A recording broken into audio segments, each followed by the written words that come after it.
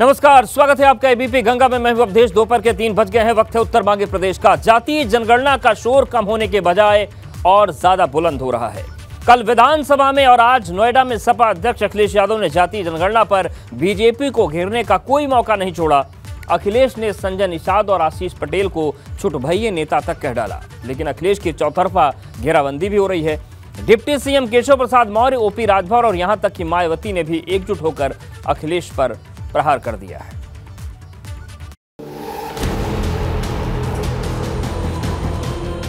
जातीय जनगणना का शोर भारी, अखिलेश की हुंकार जारी। इस पर मुख्यमंत्री क्या कहते हैं और देश के प्रधानमंत्री क्या कहते हैं, ये सबसे बड़ा सवाल है। छुट भैया नेताओं से इसका समस्या का समाधान नहीं होगा। ये छुट भैया नेता है। नेताजी और शरद यादव का सहारा, अखिलेश का जनता को इशारा। या आपको याद होगा लोकसभा में उस समय का, जिस समय नेताजी, शरद यादव जी, आदरणीय लालू प्रसाद यादव जी और देश के और दक्षिण भारत के सभी नेता कांग्रेस पार्टी के पास गए थे जातीय जनगणना हो। मायावती की मायावी सियासत जातीय जनगणना पर किसके साथ? केशव मौर्य का अखिलेश पर निशाना, परिवार के लिए मकसद है सब कुछ पाना। पहले वो अपना अध्यक्ष पद त्यागे और किसी पिछड़े दलित को अध्यक्ष पद दे दें और सामने बैठे दरी में, तब समझ में आएगा। राजभर ने अखिलेश को दिखाया आईना, सत्ता गई तो याद आई जातीय जनगणना। जब अखिलेश यादव जी मुख्यमंत्री थे 12 से लेकर 17 तक, तब इनको गले से नीचे नहीं उतरा। ये सत्ता से जब बेदखल होते हैं तब इनको याद आता है। संजय निषाद का भी अखिलेश परिवार सत्ता में थे तो क्यों नहीं हुए तैयार? शायद आज वो बोल रहे हैं, आज जब वो सरकार में थे तब हम बोल रहे थे। जनगणना करवाने मांगने के नाम पर गोली मरवाते हैं और आज कहते हैं गिनती होनी चाहिए। जब इनके साथ सत्ता होती है तो भूल जाते हैं, पिछड़ों को भूल जाते हैं, दलितों को भूल जाते हैं। जातीय जनगणना की हुंकार, अखिलेश पर एकजुट प्रहार। तो मामला पूरी तरीके से मुखर है और अखिलेश यादव ने कल सदन में कहा, आज नोएडा दौरे पर आए हैं तो यहां पर भी उन्होंने बात दोहराई और उन्होंने साफ तौर से कहा है कि देश के प्रधानमंत्री और प्रदेश के मुख्यमंत्री को अब बताना चाहिए कि उनका स्टैंड इस पर क्या है। चर्चा शुरू करते हैं, इससे पहले जान लेते हैं कि जातीय जनगणना पर आज पूरे दिन हुआ क्या है। जातीय जनगणना पर और ज्यादा तेज हो गई है जंग। अखिलेश ने नोएडा में भाजपा पर निशाना साधा। जातीय जनगणना पर प्रधानमंत्री और मुख्यमंत्री से बोलने को कहा है। संजय निषाद, आशीष पटेल को छुटभइया नेता उन्होंने बता दिया और विपक्ष ने अखिलेश पर अब जो ये दल हैं इन्होंने हमला किया है। मायावती ने पूछा है कि सत्ता में रहते आखिर अखिलेश यादव ने जनगणना क्यों नहीं कराई जातिगत। केशव प्रसाद मौर्य ने अखिलेश पर निशाना साधते हुए कहा है कि अखिलेश पहले किसी दूसरे को सपा अध्यक्ष बनाएं, किसी दलित को बनाएं, उसके बाद ये बात करें। ओपी राजभर कह रहे हैं कि जब सत्ता में थे तब अखिलेश यादव को इस जनगणना की याद नहीं आई। सभी के अपने अपने दावे हैं, अपनी अपनी दलील है, लेकिन इन दलीलों से कहीं आगे ये जंग अब निकलकर मुखर हो चुकी है। हमारे साथ दो खास मेहमान हैं, उनका रुख कर लेते हैं। मनोज काका जी हैं, प्रवक्ता सपा। अरुण राजभर जी भी हमारे साथ जुड़ेंगे, प्रवक्ता सुभाषपा। और के पटेल जी हैं, राष्ट्रीय सचिव अपना दल एस। के पटेल जी आपके पास आते हैं क्योंकि मनोज जी की पार्टी के जो अध्यक्ष है उन्होंने देखिए अपना स्टैंड एकदम क्लियर कर दिया है सदन में भी और सार्वजनिक पटल पर भी कि हम तो चाहते हैं जातिगत जनगणना हो और लोग अब अपना अपना बताएं। आपका क्या स्टैंड है जातिगत जनगणना को लेकर?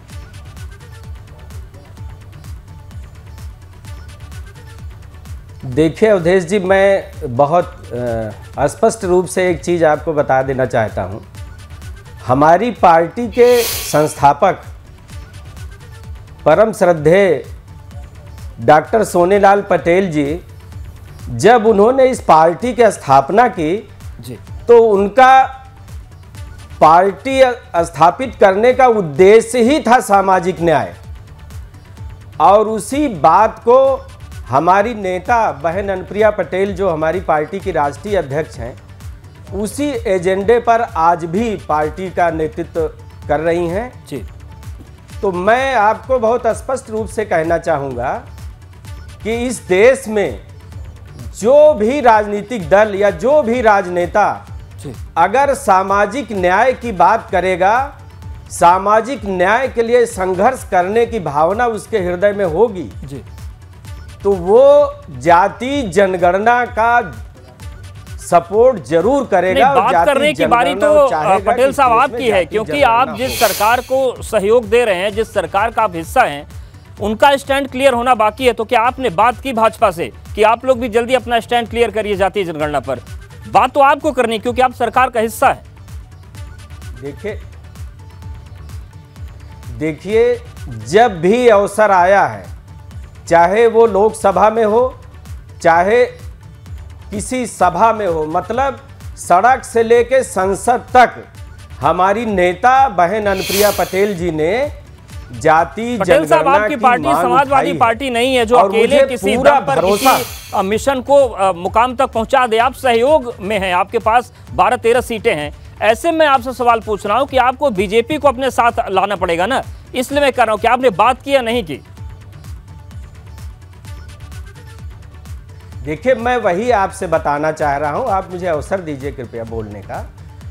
जब हमारी नेता सड़क से लेकर संसद तक लगातार ये मांग उठा रही हैं कि जाति जनगणना किए बिना इस देश में जो लोग सरकारी तमाम सुविधाओं से वंचित रह गए हैं, गैर बराबरी का शिकार हो गए हैं इस देश में, अगर उनको कोई समुचित सरकारी सुविधा देनी है तो उसके लिए जाति जनगणना आवश्यक है। और मुझे पूरा भरोसा है कि जिस तरह से इस देश के संवेदनशील लोकप्रिय प्रधानमंत्री आदरणीय नरेंद्र मोदी जी ने सैनिक स्कूलों में हमारी वो तमाम चीजें आज हम इसी पे बात कर लेते हैं। हालांकि आप इस बात पे नहीं अभी बता रहे हैं कि आप लोगों ने बात की है नहीं की, लेकिन मनोज काका जी, सपा का स्टैंड एकदम क्लियर है।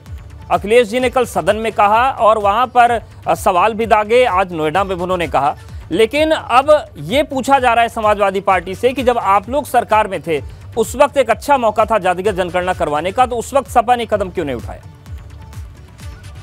देखिए अवधेश जी, सर्वप्रथम तो आपको और आपके चैनल को बहुत साधुवाद, और आपने बहुत स्पष्ट रूप से आज ये कहा कि जो जातिगत जनगणना का जो विमर्श है वो बड़ा हो रहा है, और इसके लिए सभी आप जैसे जनवादी और कम से कम प्रगतिशील सोच के युवाओं को भी साधुवाद, और देश के सभी जो वंचित और जो हक के हाशिए पर जो तबका खड़ा है वो आप जैसे लोगों से और सभी से यही उम्मीद कर रहा है। इस देश को मैं आपसे बताना चाहूंगा कि 1953 से लेकर के जब काका कालेलकर आयोग बना, फिर 1979 में मंडल कमीशन ने लेकर सारे कमीशनों ने जो कि वंचित तबके के उद्धार हेतु योजनाएं, सभी ने कहा कि जातिगत जनगणना जरूरी है।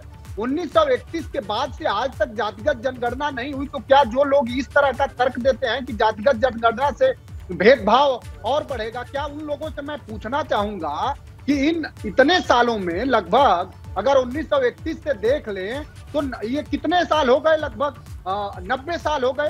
क्या 90 सालों में भेदभाव नहीं बढ़ा? निश्चित रूप से और कई गुना बढ़ा।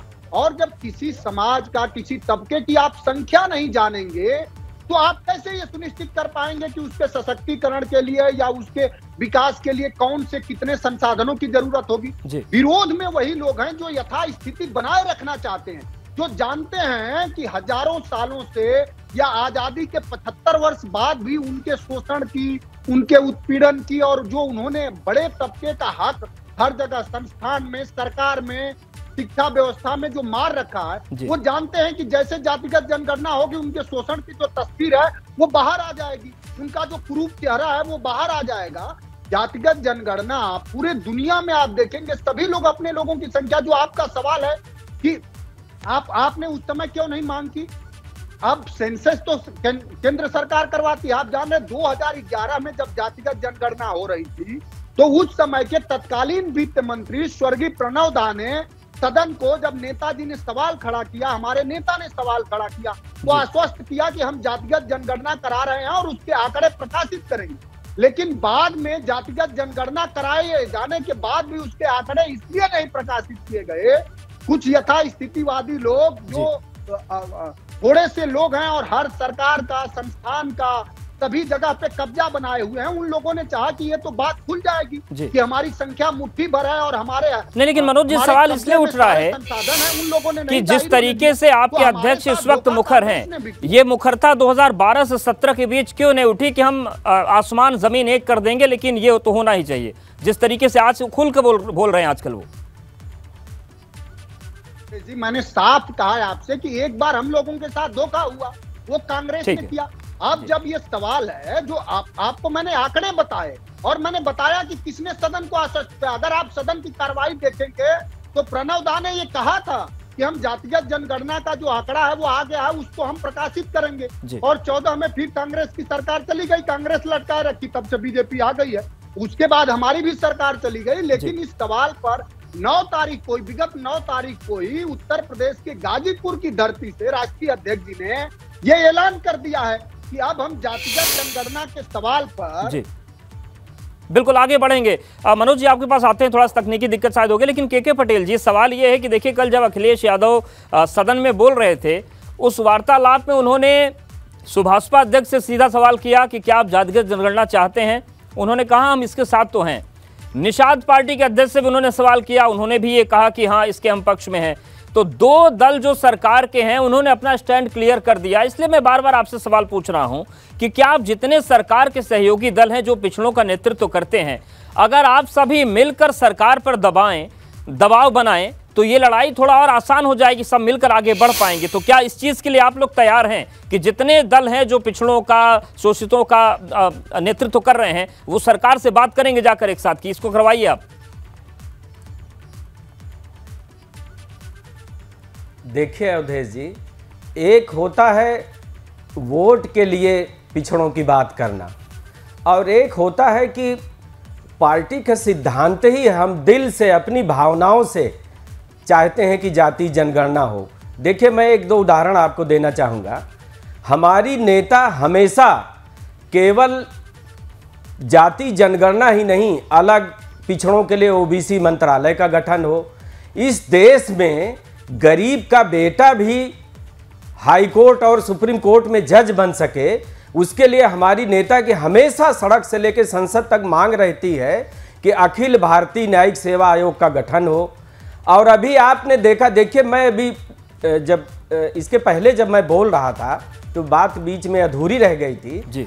मुझे पूरा भरोसा इसलिए है, आप दबाव बनाने की बात कर रहे हैं, मुझे इस देश के लोकप्रिय और न्यायप्रिय प्रधानमंत्री आदरणीय नरेंद्र मोदी जी पर भरोसा इसलिए है कि जब हमारी नेता के कहने पर, हमारी नेता की मांग पर उन्होंने 2008 से लंबित नीट परीक्षा में पिछड़ों के लिए आरक्षण लागू कर दिया, तो आप ये कैसे कह सकते हैं कि हमारी बात नहीं सुनी जाएगी या कोई बहुत दबाव बनाने की जरूरत है? जब हम अपनी बिल्कुल बिल्कुल, ये मतलब आप लोग गंभीर है, गंभीरता से काम कर रहे हैं। सुभाषपा के प्रवक्ता सुनील अर्कवंशी जी भी हमारे साथ जुड़ गए हैं।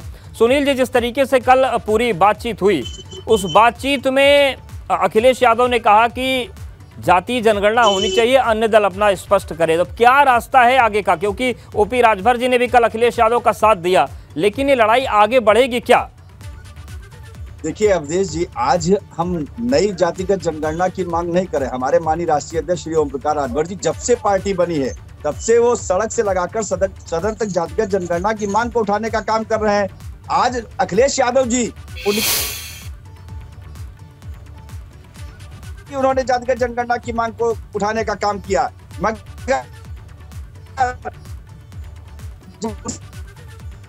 ठीक है सुनील जी, थोड़ा आपसे सुनील जी की थोड़ी तकनीकी दिक्कत है, आपके पास आएंगे। और मनोज जी एक बार फिर से आपके पास आ रही है। जो सारी बातें मनोज जी हो रही हैं, लेकिन एक सवाल और भी है, जो तमाम चीज़ें उठ रही हैं। एक दो दिन के डिबेट में सवाल ये उठे कि ये जातियां 2000 थी तो अब 6000 कहाँ से हो गई। और एक सवाल मेरा है, सवाल ये है कि कम से कम आपसे मैं ये सवाल इसलिए पूछ सकता हूं क्योंकि खेतों की मेड़ों में आप दिख जाते हैं और आप जैसे तमाम ऐसे गंभीर नेता होंगे जो राजधानी में बैठकर राजनीति नहीं कर रहे होंगे। जमीनी नेता जब हैं वो गांव गली मोहल्ले के एक व्यक्ति को जानते हैं, उसके मुद्दे को जानते हैं, उसकी समस्याओं को जानते हैं। तो क्या जातिगत जनगणना आवश्यक है विकास के लिए जब नेता परिचित है अपने एक बड़े इलाके के लोगों से?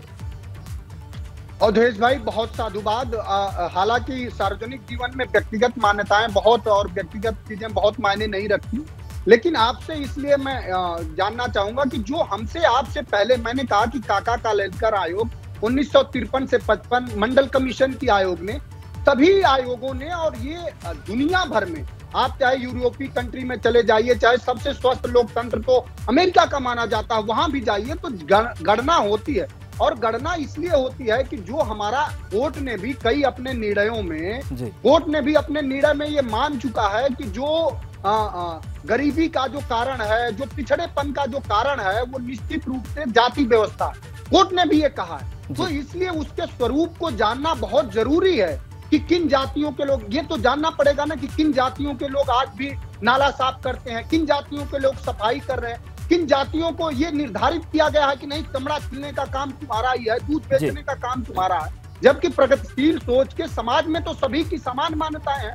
हम संविधान के अनुसार चल रहे हैं, और अब तो जो देश है वो संविधान के मान्यता पर चल रहा है, जहां सबको समान तरह के, उसके संविधान के प्रस्तावना में भी सभी को समान प्रतिष्ठा और एक समान अवसर की बात करी गई। बिल्कुल। तो वो एक समान प्रतिष्ठा और अवसर कैसे सुनिश्चित हो? बिल्कुल, और इसमें किसी को शक नहीं है, ये अवसर मिलने चाहिए, ये चिन्हीकरण जरूरी है। हमारे साथ सुनील अरकुवंशी भी जुड़ गए हैं, यहाँ पर उनके पास भी जाएंगे। काका जी आएंगे। सवाल जातिगत जनगणना की उठी आवाज पर है। सुनील अरकुवंशी जी आपके पास आ रहे हैं।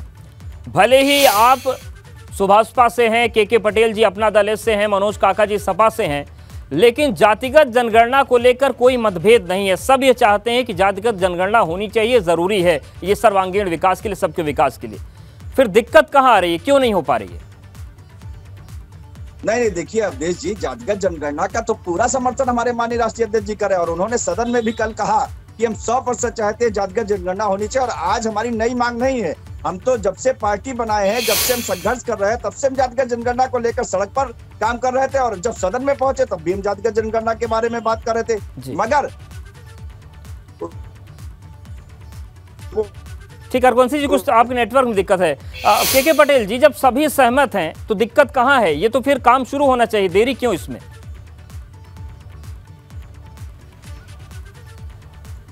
देखिए आदरणीय अवधेश जी, आपको मैं बहुत सुनता रहता हूं एबीपी चैनल पे। आप एक जिम्मेदार और निष्पक्ष पत्रकारिता के लिए जाने जाते हैं। मैं आपको फिर से एक बार स्पष्ट करना चाहता हूं कि हमारी नेता मानवतावादी और समतावादी राजनीति करती हैं, और समता तभी स्थापित हो सकती है समाज में, इस देश में, जब जाति जनगणना करा करके सभी जातियों की संख्या का सरकार पता लगा ले, ताकि सरकारी आपकी गठबंधन की मजबूरी होती है। मनोज जी, केवल 10 सही उपयोग सब सहमत हैं तो कहां पर दिक्कत है, कौन रोक रहा है इस काम को? अब ये सवाल तो सरकार से ही है। राष्ट्रीय अध्यक्ष जी ने आज बहुत वाजिब सवाल किया है कि अगर सबका साथ, सबका विकास, सबका विश्वास में अगर भारतीय जनता पार्टी और देश के माननीय प्रधानमंत्री जी अगर सच में उसका नायक बनना चाहते हैं, अगर वो हृदय से ये चाहते हैं, तो वो कम से कम जातिगत जनगणना को लेकर के चुप्पी तोड़ें और कहें कि अखिलेश यादव जी का जो सवाल है इस देश में जातिगत जनगणना कराने का, वो वाजिब सवाल है और वो राजनीतिक कम और सबसे ज्यादा संवैधानिक सवाल है। बिल्कुल, और अब देखने वाली बात होगी इस सवाल का जवाब आता है या फिर सवाल पर सियासी बवाल बढ़ता है। आप सभी का बहुत धन्यवाद हमारे साथ जुड़ने के लिए, बातचीत करने के लिए। तो जातिगत जनगणना को लेकर हुंकार है, विपक्ष का प्रहार भी है, लेकिन देखने वाली बात होगी कि इसकी राह कब और कैसे निकल कर आती है। उत्तर मध्य प्रदेश में फिलहाल इतना।